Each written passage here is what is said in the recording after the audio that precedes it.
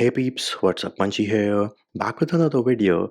And in this video, we're going to do our comparison of the Samsung Galaxy A54 5G versus the Samsung Galaxy S23 series. Do note, I'll be using the Samsung Galaxy S23 in this video, but I have also owned the Samsung Galaxy S23 Plus, and the review for the S23 Plus can be found in the description of this video.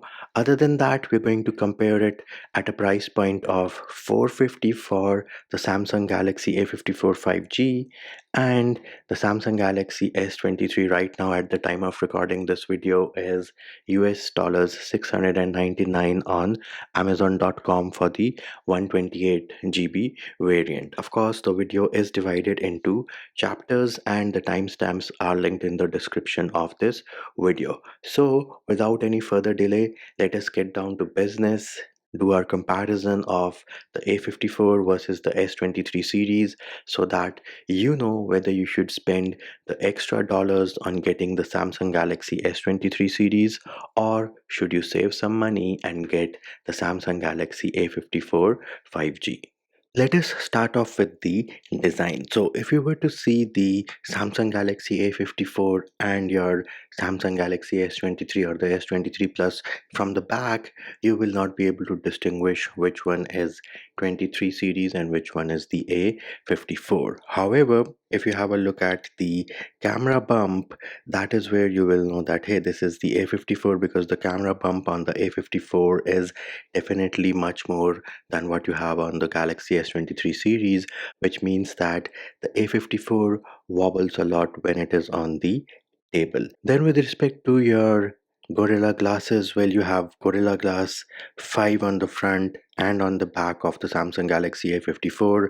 On the Samsung Galaxy S23 series, you have Gorilla Glass Victus 2. And the A54 has a plastic frame. The S23 series has a aluminium frame, which means it is more resistant to scratches. The other thing here is that the A54 of course is thicker and the S23 series is thinner. This here is a boxy bulky design on the A54, whereas you have the curved edges on the S23 series, which means that they give you the feeling of sleekness, something which you do not get with the A54 series. Then you have IP67 on the A54, IP68 on the S23 series. Even with the weight aspect, even though the A54 is above 200 grams, 202 grams to be exact, this is a well balanced device, but your S23 is actually 168 grams. The advantage which A54 has is that it has your micro SD slot, which means you have expandable storage. Now with respect to your button placement, that is same across both the devices, and on the bottom you do have your type C port. Now the SIM tray on your S23 series is on the bottom, whereas the SIM tray on your A54 series is on the top. And while we are talking about the bottom, no headphone jack on either of them. And the other disadvantage which A54 has is that this here is a USB 2.0 port and this here on the S23 is a USB 3.2 port, which means that if you're transferring videos, pictures to and from your computer, then the A54 is going to be slower and the S23 series is going to be blazing fast. Next up, let us talk about the displays. So you have AMOLED displays on both the S23 and the Samsung Galaxy A54. Both of them are 1080p. The difference being that the S23 series has dynamic AMOLED and the A54 here has Super AMOLED. If you look at them, the display quality is top notch on both of them, and both of them get super bright outside. Of course, the peak brightness of the S23 series is a crazy 1750 nits, whereas the A54 maxes out at 1000 nits. The other downside of the Samsung Galaxy A54 is that you have bezels which are thick and chunky, but again you are buying a budget device over here, so you're not going to get the thin bezels which you get on the S23 series. And the other thing which I would like to mention is that the A54, because it is running the Exynos 1380, there are some jitters and lags in the UI, which does make that 120 Hz display feel like a 60 Hz or a 90 Hz at times. But other than that, the colors are punchy, vibrant, and of course AMOLEDs, so blacks are super blacks. Next up, let us talk about the battery charging speeds, screen on times. Now, do note that none of these devices come with a charger in the box. The Samsung Galaxy A54 over here has a 5000 milliamp hour battery, and maximum charging speeds are 25-watt wired charging. No wireless or reverse wireless charging on this one. Then the Samsung Galaxy S23 over here has a 3900 milliamp hour battery. Maximum charging it supports is 25-watt wired charging, and it does come with wireless charging and reverse wireless charging at 15-watt and 4.5-watt respectively. As for the Samsung Galaxy S23 Plus, that one has a 4700 milliamp hour battery, and for wired charging it can go up to 45 watts. For your wireless and reverse wireless, it is the same 15 watts and 4.5 watts respectively. With respect to your screen on time, so with the Samsung Galaxy A54 you will easily get 7 to 8 hours of screen on time with your normal phone usage. The S23 over here will give you 5 to 6 hours, and with the S23 Plus you're looking at 6 to 7 hours. Now as for your charging speeds, so 1 to 100 on the Samsung Galaxy A54, 1 hour and 25 minutes. On the Samsung Galaxy S23 over here, 1 hour and 10 minutes, and the S23 Plus can go from 0 to 100 in around 55 or 60 minutes, so less than an hour. Now, do note that the processor on the S23 series is the Snapdragon 8 Gen 2, which is a huge improvement when it comes to efficiency as compared to the 8 Gen 1. And on the Samsung Galaxy A54, you have the Exynos 1380, so it might not be as efficient as the Snapdragon out there. And of course, it is always helpful to your friends when you're able to charge their AirPods or their phone using the reverse wireless charging capabilities on your Samsung Galaxy S23 series. Moving over to sound, haptics, NFC, Samsung DeX support. So the speakers on the A54 and the S23 series, stereo speakers on both of them, but the S23 definitely sounds a bit better. Not to say that the A54 sounds bad, it can hold itself when it comes to playing music at max volume without any distortion, but the S23 series, of course, is more polished and more refined.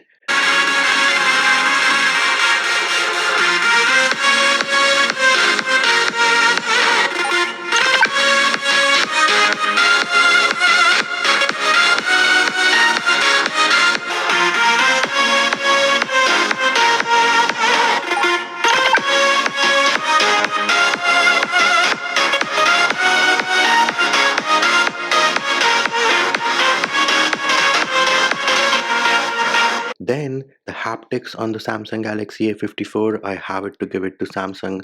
They are super awesome, just a step below the Samsung Galaxy S23 series. As for NFC, you do have contactless payments available on both of these devices, and the only thing missing on the Samsung Galaxy A54 is support for Samsung DeX. Next up, let us talk about the biometrics. So you have under display fingerprint scanners on both the Samsung Galaxy A54 and the Samsung Galaxy S23 series. Now, do note that the A54 here has an optical under display fingerprint sensor, whereas the S23 series has a ultrasonic under display fingerprint sensor, which means that the S23 series here is blazing fast, whereas the A54 is a bit slower. Now, another thing I would like to mention is that the placement of the under display fingerprint sensor on the Samsung Galaxy S23 series is perfect. It is very natural, and when you're holding your phone, your thumb will automatically go to the place wherein you have the fingerprint sensor. Whereas on the Samsung Galaxy A54 series, you have to move your thumb down a little bit. It is more towards the bottom of the screen, so I'm not sure why they made that decision, but it can be irritating to use the fingerprint sensor on the Samsung Galaxy A54 series when you compare it to the Samsung Galaxy S23 series. Next up, let us talk about the performance. Now, do note that it won't be fair to put the benchmarks of the Snapdragon 8 Gen 2 versus the Exynos 1380. You know who's going to be the winner over here. But super important thing to note with the A54 series is that you get UFS 2.2 storage, and I think the RAM is LPDDR4 or it might be 5x. But on the S23 series, if you're getting the 256 GB variant, you will get UFS 4.0, and the RAM here is definitely LPDDR5. But super important thing again, if you get the 128 GB Samsung Galaxy S23, then you will be getting UFS 3.1 storage, again any day faster than what you get on the Samsung Galaxy A54. And of course, if you want to game on your Samsung device, then the Samsung Galaxy S23 is the one which you should get. The Samsung Galaxy A54 with its Exynos 1380 processor, I think it's only suited best for social media, YouTube, Twitters, Instagrams.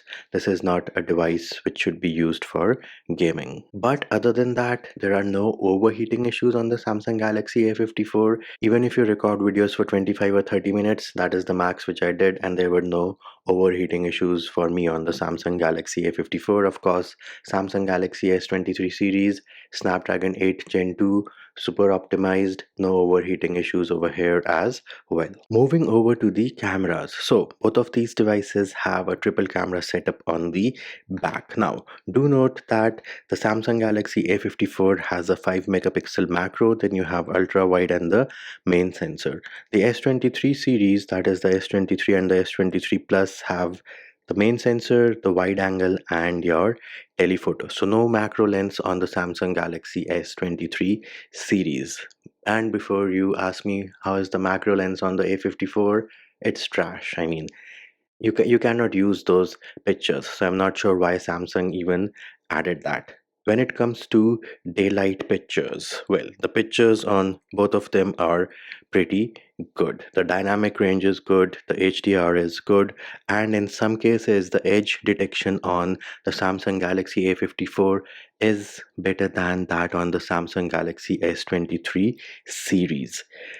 But where the difference comes in is in low light. That is where S23 series is boss. The night mode pictures, the low light pictures are definitely better on the Samsung Galaxy S23 series. Then another area where the Samsung Galaxy A54 is a failure is one, there is shutter lag. Two, if you move your phone while the picture is processing, you will get a blurry picture. Three, if you're taking pictures of moving objects, kids, pets, taking a picture of a flower on a windy day, the Samsung Galaxy A54 cannot hold its own. The pictures are blurry. These are the situations wherein you need the top of the line devices like the Samsung Galaxy S23 series and your Pixel 7s. In fact, even the Pixel 6a can do better than the Samsung Galaxy A54 in those situations. And then coming to the wide angle camera. Well, if you compare the wide angle camera, again, no comparison. The pictures from the wide angle on the A54 are dark, and in some cases, they are not usable at all. Now, another thing which I noticed is that it seems that Samsung is using the same algorithm of increasing the colors, reducing the shadows, making it more punchy, but they have toned it down a little bit on the Samsung Galaxy A54, which does result in loss of shadows at time. But again, if it is a bright, vivid scene, then the pictures are comparable, and the same thing can be said for the front camera as well. Moving over to videos. If you shoot a lot of videos, then the Samsung Galaxy S23 series is for It has OIS working like a boss.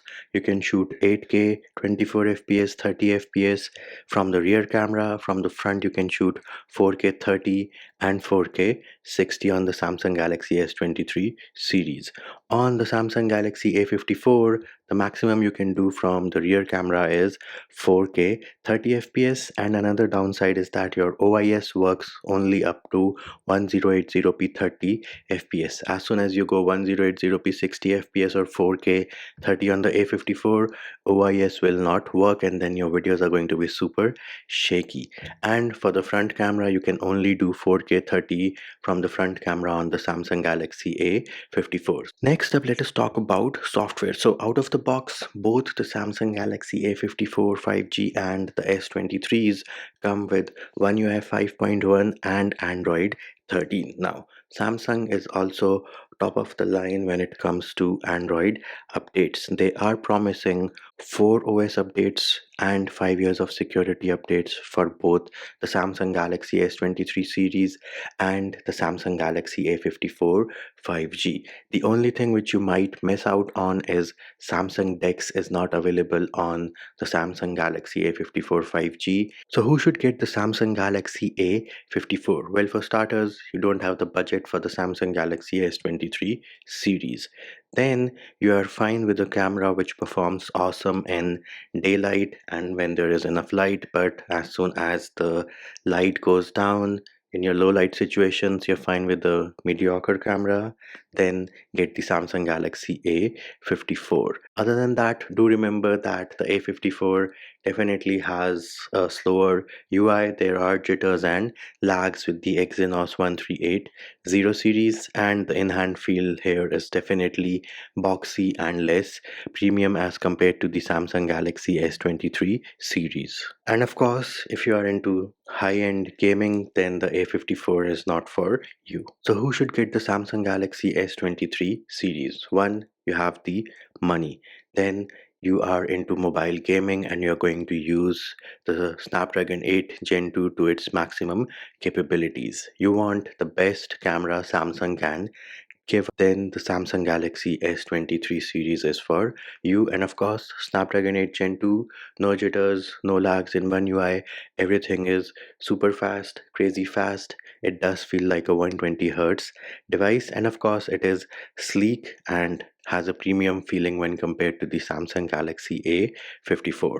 Now, which one would I personally get between the Samsung Galaxy A54, the S23, and the Samsung Galaxy S23 Plus? Me personally, I would get the Samsung Galaxy S23 in 128 GB. I know you're getting UFS 3.1, but I think you'll be fine for the next few years. And then the other thing I like about the Samsung Galaxy S23 is that it is a one-handed beast, super sleek, awesome cameras. So my vote would be for the Samsung Galaxy S23 128 GB. If you can go up to 256 GB, that is fine, but at that point I think I would just spend the extra and get the S23 Plus. But the 128 GB is on sale on Amazon right now for $699. I think that is an awesome great price for the performance you get from the S23, the cameras you get. So all in all,